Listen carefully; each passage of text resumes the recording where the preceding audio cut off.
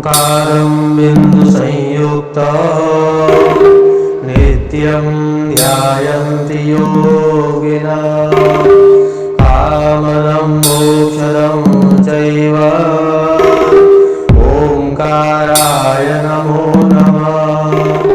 ओंकाराय नमो नमः।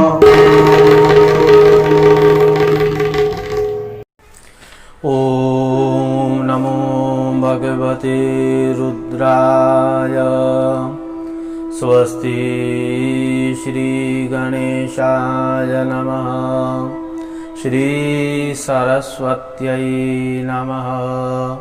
श्री गुरुभ्यो नमः। राधा कृष्णाभ्यां नमः। गौरी शंकराय नमः। गजाननं भूतगणादिसेवितं कपितजम्बो फलचारुभक्षणमुमासुतं शोकविनाशकारकं नमामि विघ्नेश्वरपादपङ्कजं। गुरुर्ब्रह्मा गुरुर्विष्णु गुरुर्देवो महेश्वरा। गुरुः साक्षात् परब्रह्म तस्मै श्री गुरवे नमः। मृत्युञ्जयाय रुद्राय नीलकण्ठाय शम्भवे अमृतेशाय सर्वाय महादेवाय ते नमः। सदाशिवसमारम्भां शङ्कराचार्यमध्यमाम् अस्मदाचार्यपर्यन्तां वन्दे गुरुपरम्पराम्। अतुलितबलधामं हेमशैलावदेहं धनुजवनकृशानं ज्ञानिनामग्रगण्यं सकलगुणनिधानं वानराणामधीशं रघुपतिप्रियभक्तं वातजातं नमामि। अचतुर्वदनो ब्रह्मा द्विबाहुर्परो हरि अबाललोचन शम्भुर्भगवान् बादरायण। नमः पार्वतीपतये हर हर महादेव। हर हर महादेव शंभो काशी विश्वनाथ गंगे। हर हर महादेव शंभो काशी विश्वनाथ गंगे। काशी विश्वनाथ गंगे काशी अमरनाथ गंगे। काशी विश्वनाथ गंगे काशी अमरनाथ गंगे। हर हर महादेव शंभो काशी विश्वनाथ गंगे। हर हर महादेव शंभो काशी विश्वनाथ गंगे। काशी विश्वनाथ गंगे काशी विश्वनाथ गंगे। काशी विश्वनाथ गंगे काशी विश्वनाथ गंगे। हर हर महादेव शंभो काशी विश्वनाथ गंगे। काशी विश्वनाथ गंगे काशी विश्वनाथ गंगे। सौराष्ट्रे सोमनाथं च श्रीशैले मल्लिकार्जुनम् उज्जैन्यां महाकालम् ओंकारं परमेश्वरं। कैदारं हेमवत्पृष्ठे डाकिन्यां भीमशङ्करं। वाराणस्यां च विश्वेशं त्र्यम्बकं गौतमीतटे। वैद्यनाथं चिताभूमौ नागेशं दारुकावने। सेतुबन्धे च रामेशं कुशमेशं च शिवालये। द्वादशैतानि नामानि प्रातरुत्थाय पठेत् सप्तजन्म कृतं पापं स्मरेण विनश्यति। यं यं काममपेक्षैव पठिष्यन्ति नरोत्तमा तस्य तस्य फलप्राप्तिर्भविष्यति न संशयः। इत्येषां दर्शनादेव पातकं नैव तिष्ठति। कर्मशयो भवेत् तस्य यस्य तुष्टो महेश्वर। नमः पार्वतीपतये हर हर महादेव। नारायण नारायण नारायण। शिव शरणम शिव शरणम शिव शरणम। अकारण करुणावरणालय कल्पतरु परब्रह्म सच्चिदानंद घन। एकमात्र उनकी ही असीम महती कृपा से पूरी सृष्टि चलायमान हो रही है। इस पवित्र श्रावण मास में शिव तत्व कथा एवं 12 ज्योतिर्लिंग महिमा। आज द्वितीय ज्योतिर्लिंग महिमा मल्लिकार्जुन जी की।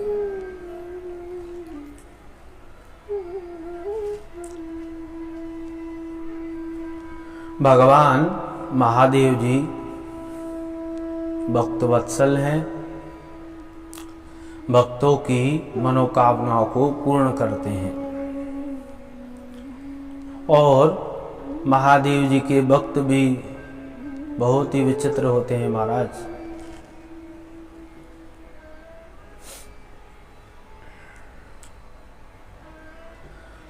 भगवान महादेव जी पंचमुखी पंचानन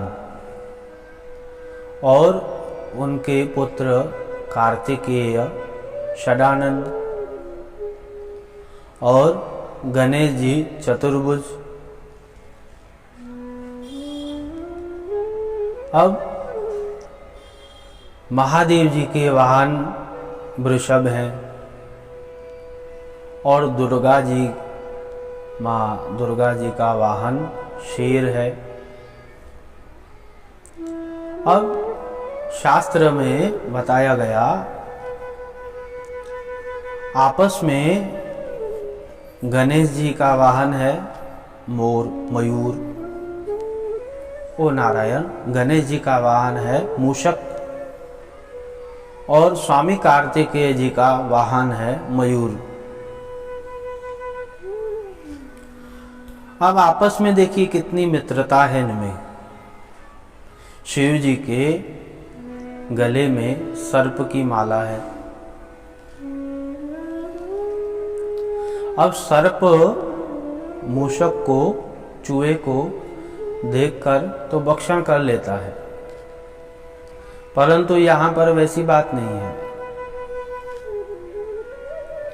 और वृषभ और शेर आपस में इनकी भी देखिए कितनी मित्रता है परस्पर। तो शिव परिवार जो है हम सब जीवों को शिक्षा देते हैं कि मैत्री रखिए जीवन में, द्वेष मत करिए जीवन में किसी से भी। आप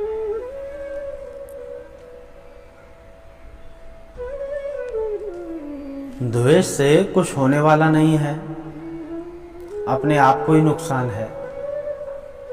आप किसी से भी द्वेष करेंगे, कहाँ तक करेंगे? उसका शरीर समाप्त हो जाएगा उसके बाद, या अथवा आपका ही शरीर समाप्त हो जाए तो मैत्री रखिए जीवन में, मित्रता से रहिए। भक्त का क्या लक्षण होता है? सबको अपने आराध्य, जो भी उनके आराध्य हैं वैसे ही देखे सबको, और भक्त को घबराना नहीं चाहिए किसी भी अवस्था में। देखिए ये संसार है और सबके ऊपर सुख दुख होता ही रहता है। सुखम अपतितम सेव्यम दुखम अपतितम तथा चक्रवत परिवर्तनते सुखानी च दुखानी च। आज आप सुखी हो तो फिर दुख भी पीछे रुका है, दुख आ जाएगा। तो कब आप दुखी हो तो सुख पीछे रुका है, आप सुख हो जाओगे, सुखी हो जाओगे। तो ये चक्र के समान है और सबके ऊपर है। रागत द्वेष तो पूरे संसार में है, कहाँ तलक नहीं है, सब में राग द्वेष होता है। और सुख दुख जो है कर्मों के अनुसार, ये इसमें घबराना नहीं चाहिए, भक्ति करनी चाहिए जीवन में। जितनी भी आप भक्ति करोगे, महादेव जी की आराधना करोगे, हर हर महादेव, शिव जी का अभिषेक पूजन और नित्य प्रति शिव पुराण, पंचाक्षर मंत्र, भगवान शिव जी पे बिलपत्र अर्पण करना, जल अर्पण करना, पंचामृत अर्पण करना, तो आपका आत्मबल बढ़ेगा। और जब आपका आत्मबल भर जाएगा तो जीवन में जब वो दुख की परिस्थितियां सामने आ जाएगी तो आप धैर्य से काम करेंगे। इसलिए भक्त को सुख और दुख में ज़्यादा आकर्षित नहीं होना चाहिए। जैसे महादेव जी की इच्छा, देखिए दुख आया क्यों है, आपके कर्म है, और सुख क्यों आया है, आपके ही कर्म है। जब सुख और दुख आपके ही हैं तो वो किसी को और किसी को तो कुछ वो दुख जा नहीं पाएंगे, सुख जा नहीं पाएंगे, आपके यहाँ पर ही आएंगे, आपको ही फेस करना है। तो इसलिए सम रहिए। सुख आया ज़्यादा खुश मत होइए, दुख आया ज़्यादा उसमें चले मत जाइए, भाविक मत होइए, और आराधना करिए। गुरु में निष्ठा होनी बहुत आवश्यक है। अपने जिससे भी आप अपना गुरु मानते हो उसमें पूर्ण रूप से श्रद्धा, अपने इष्ट में जिसकी आप उपासना करते हो उनमें पूर्ण रूप से श्रद्धा। भगवान महादेव तो करुणा वर्णालय हैं, प्रसन्न हो जाते हैं एक क्षण से।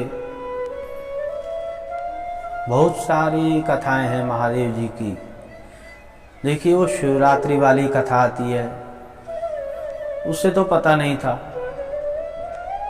वो तो शिकार करने आया था, अपने परिवार की शुदा को तृप्त करने के लिए शिकार करने आया था, और बिल्व पत्र के वृक्ष के ऊपर चढ़ गया और विचार करते करते बिल्व पत्र तोड़ता और नीचे गिराता जाता, और नीचे तो महादेव जी थे। महादेव जी प्रसन्न हुए। तो ऐसे हमारे महादेव शंकर कब प्रसन्न हो जाए पता ही नहीं। इसलिए आराधना करिए, पूर्ण रूप से श्रद्धा रखिए महादेव जी में। द्वितीय ज्योतिर्लिंग, प्रथम सौराष्ट्रीय सोमनाथन च, सोमनाथ महाराज जी की कथा हो गई। अब द्वितीय ज्योतिर्लिंग मल्लिकार्जुन। आप जब भी ज्योतिर्लिंग की यात्रा करने जाते हो, देखिए यात्रा का अर्थ क्या होता है पहले ये समझना बहुत आवश्यक है। या यानी कि जा, त्रा यानी कि त्रास, जहाँ जिस यात्रा में त्रास मिले यानी कि सब कुछ सहना पड़े। और हम सब व्यक्ति यात्रा के लिए जाते हैं तो कैसे जाते हैं, सब सुख सुविधाएं साथ में ले जाते हैं। तो यात्रा में दुख होता है और वो सब कुछ सहना पड़ता है, तभी तो यात्रा सिद्ध होगी। पीरोद्भवात् सिद्धया। आप जब भी यात्रा करते हो ज्योतिर्लिंग की, तो आप एक दिन उस निवास करिए जहाँ भी आप यात्रा कर रहे हो, सोमनाथ, मल्लिकार्जुन, उज्जैन, जहाँ भी आप जा रहे हो, एक रात्रि जरूर निवास करना चाहिए, रहना चाहिए। क्यों रहना चाहिए? जब आप एक रात्रि वहाँ व्यतीत करोगे तो आपके मन में एक बीज अंकुरित होगा भक्ति का, और वही बीज समय पाकर कर वृक्ष बन जाएगा और फल देना आरंभ हो जाएगा।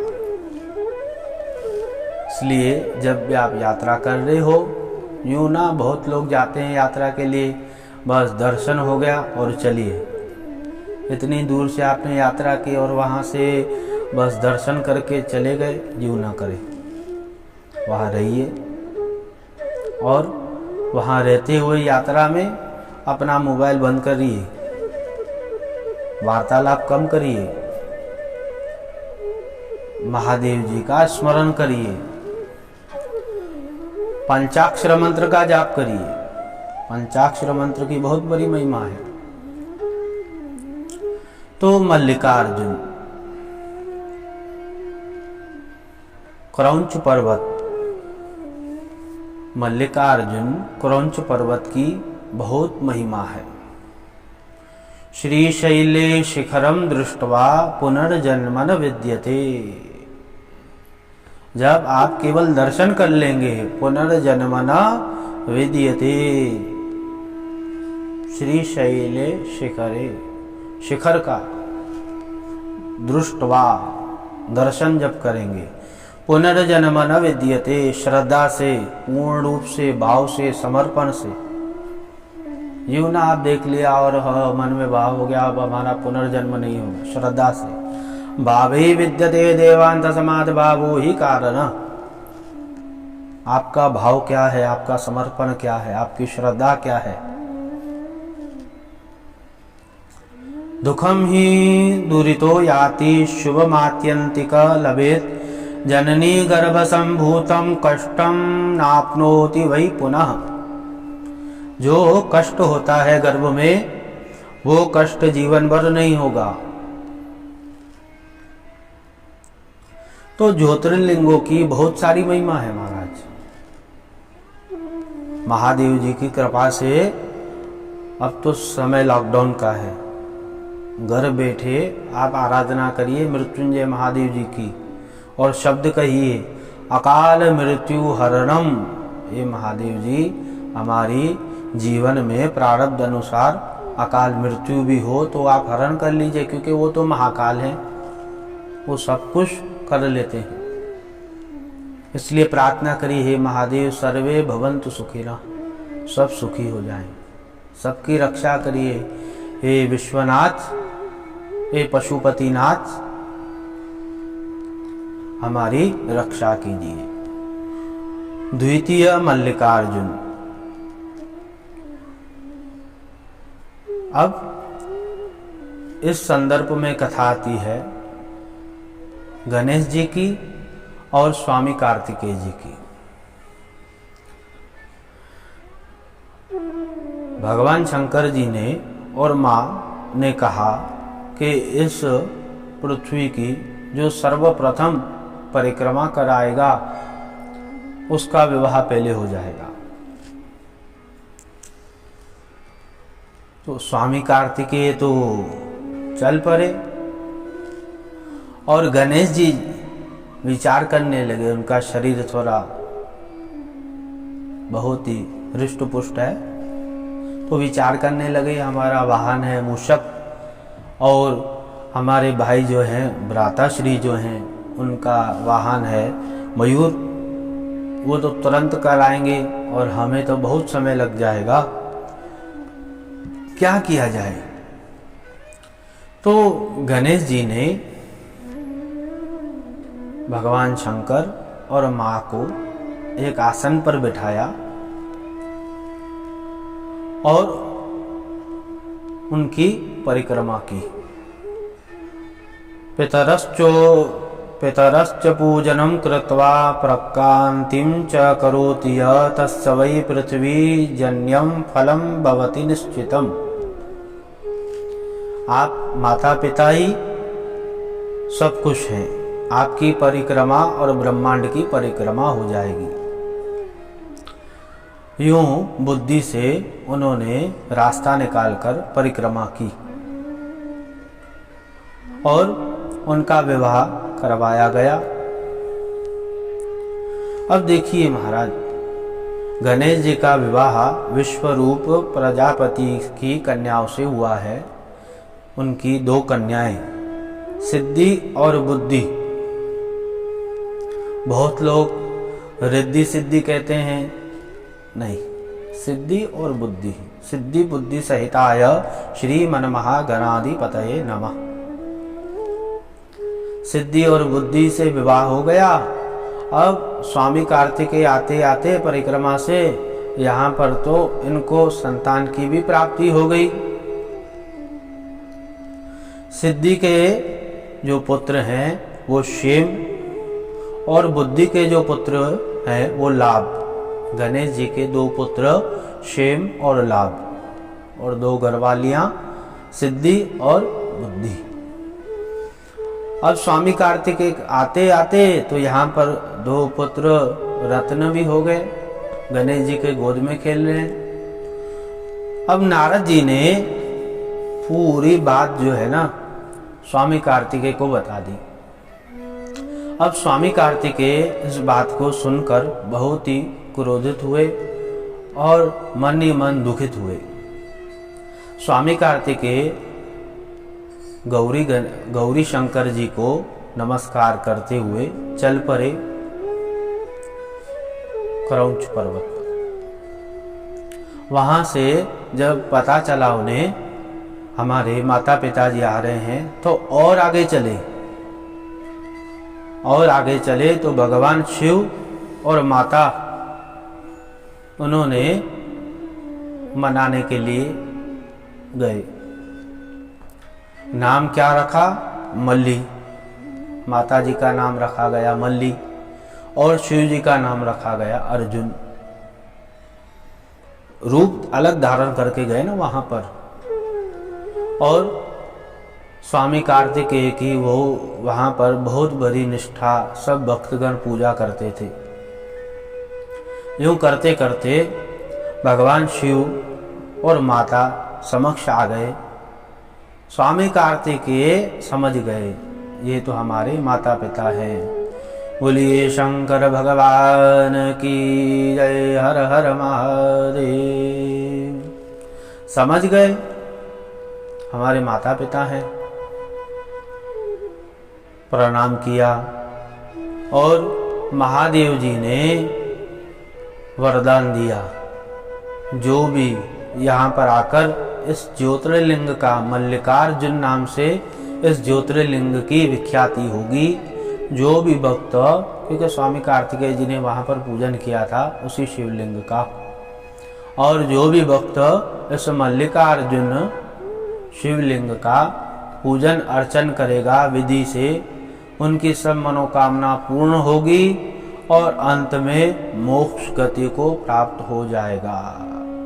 बोलिए मल्लिकार्जुन ज्योतिर्लिंग भगवान की जय। हर हर महादेव।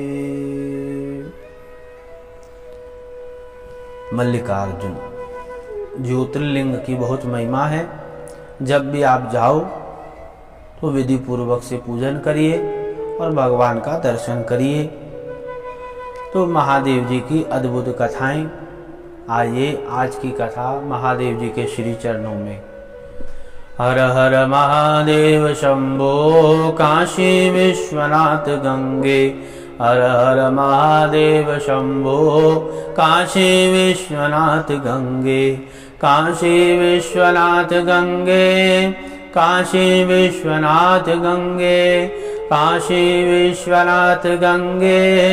काशी विश्वनाथ गंगे हर हर महादेव शंभो।